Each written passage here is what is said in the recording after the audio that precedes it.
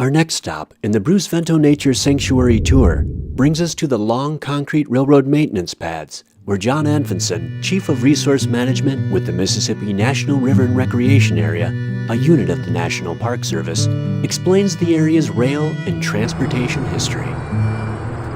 This sign interprets the railroad history of the Vento Nature Sanctuary, and as you can see behind me, there's these long concrete, they look like sidewalks, but they're really part of an unwheeling yard for the trains that used to be lined up all along here, and then maintenance would be done on them. This was a massive railroad yard by the 1880s and 1890s and into the early 20th century.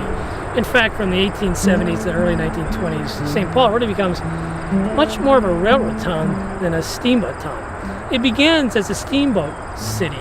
Initially, steamboats start coming up the Mississippi in 1823 with the Virginia, the first steamboat to come up the river. And by the 1850s, steamboat traffic starts to really pick up. By 1857, steamboats come and go 1,000 times from St. Paul, bringing all kinds of immigrants, primarily German, but other immigrants as well from the East Coast. Railroads really don't come in until after the Civil War here. Downriver at Rock Island, the first railroad reaches the Mississippi in 1854. It's the first railroad to cross it in 1856.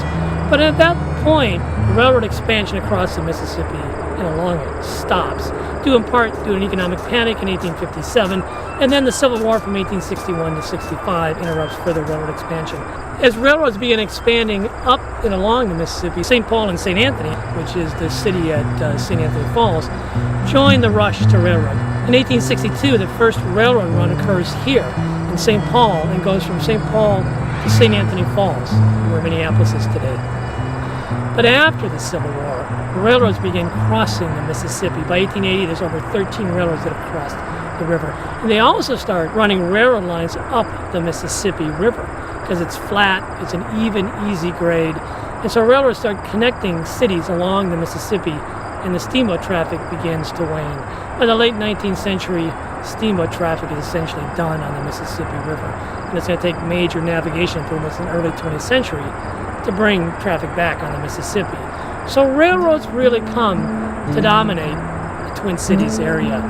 And St. Paul becomes known as a railroad town from the late 19th century into the 1920s. If you look at historic photographs of this place over time, you can see the steady growth of this particular site as a railroad yard. Well, why this spot? Why does this spot become such an important place for railroads?